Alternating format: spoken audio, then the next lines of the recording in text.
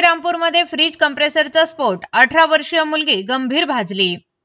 आज सायंकाळी सुमारे 7:15 वाजण्याच्या सुमारास श्रीरामपूर शहरातील नवी दिल्ली झोपडपट्टी वॉर्ड क्रमांक 2 येथे भीषण दुर्घटना घडली।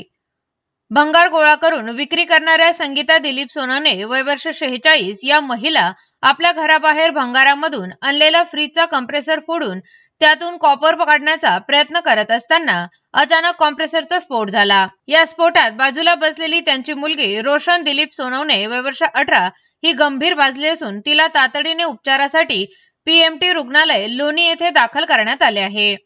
दरम्यान संगीता सोनवणे व घटनास्थळी उपस्थित असलेला वासिम शेख वय वर्ष 30 राहणार नवी दिल्ली झोपडपट्टी श्रीरामपूर या दोघांनाही किरकोळ दुखापत झाली आहे। घटनेची माहिती मिळता फॉरेन्सिक पथकाने घटनास्थळी भेट देऊन पंचनामा केला आहे। तसेच उपविभागीय पोलीस अधिकारी श्री भवर साहेब आणि पोलीस निरीक्षक नितीन देशमुख यांनी घटनास्थळी भेट दिली असून पुढील तपास व कार्यवाही सुरू आहे।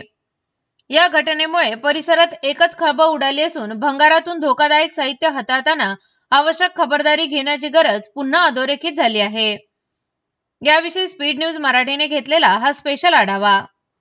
आम्हाला फिरोज पठाण यांनी फोन करून कळवले की नवी दिल्ली वार्ड नंबर 2 येथे काहीतरी कशाचा तरी स्फोट झालेला आहे। सदर ठिकाणी आम्ही येऊन खात्री केली असता सदर ठिकाणी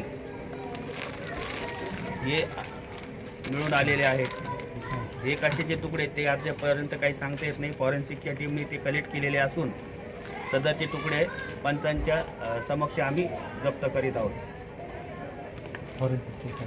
ताज्या बातम्यांकरिता सबस्क्राइब बटन दाबून YouTube चॅनल सबस्क्राइब करा।